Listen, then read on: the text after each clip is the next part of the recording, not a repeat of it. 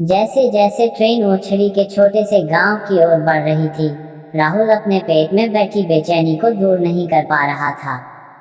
वह रहस्यमयी लड़की रेखा के बारे में सोचना बंद नहीं कर पा रहा था, जिससे वह कुछ ही पल पहले मिला था।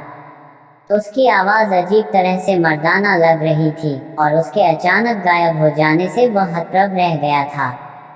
ओछड़ी पहुंचने पर राहुल ने खुद को 300 साल पुरानी जीर्ण शीर्ण हवेली के द्वार पर पाया, जिसके बारे में कहा जाता था कि वह भूतिया है।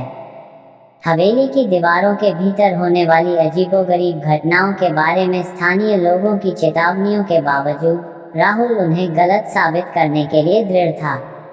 वह हवेली को पर्यटकों के आकर्षण का केंद्र बनाने के लिए सरकार द्वारा शुरू की गई जीर्णोद्धार परियोजना पर काम करने के लिए वहां गया था। जैसे ही उसने हवेली के अंदर कदम रखा, राहुल को यह एहसास नहीं हुआ कि कोई उसे देख रहा है। दीवारों पर छायाएं नाच रही थीं, जिससे उसे अपनी समझदारी पर सवाल उठने लगे। लेकिन उसने अपने डर को किनारे कर दिया और अपने काम पर ध्यान केंद्रित किया। हालांकि हर रात जब वह सोने के लिए लेटता था, तो उसे छाया में छिपे एक काले व्यक्ति के बुरे सपने आते थे। एक रात जब राहुल देर रात तक काम कर रहा था, तो उसने अपने कान में एक धीमी फुसफुसाहट सुनी।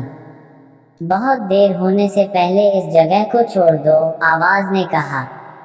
चौंक कर राहुल ने पीछे मुड़कर देखा तो वहां कोई नहीं था। डर उसके दिल में समा गया, क्योंकि उसे एहसास हुआ कि वह हवेली में अकेला नहीं था। अपने बढ़ते डर के बावजूद राहुल ने अपना काम जारी रखा। वह खुद को और दूसरों को यह साबित करने के लिए दृढ़ था कि डरने की कोई बात नहीं है।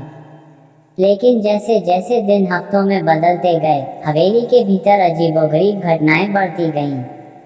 वस्तुएं अपने आप हिलती रहती, खाली हॉल में फुसफुसाहटें गूंजती और परछाइयां जीवंत हो उठती। एक शाम जब राहुल हवेली के जीर्ण शीर्ण हॉल में घूम रहा था, तो उसने एक खून जमा देने वाली चीख सुनी। आवाज के स्रोत की ओर दौड़ते हुए उसने देखा कि रेखा, ट्रेन की रहस्यमयी लड़की, सीढ़ियों के ऊपर खड़ी थी। उसकी आंखें भय से भरी हुई थीं। बिना सोचे समझे राहुल उसकी ओर दौड़ा और उसे किनारे से दूर खींच लिया। ठीक उसी समय सीढ़ियां उनके नीचे गिर गईं। जब वे जमीन पर लेटे हुए अपनी सांसें संभाल रहे थे, रेखा ने राहुल को सच्चाई बताई। वह हवेली में फंसी एक आत्मा थी, जिसे बार बार अपनी मृत्यु को याद करने का श्राप था। लेकिन राहुल की दयालुता और बहादुरी ने उसे सदियों में पहली बार उम्मीद दी थी।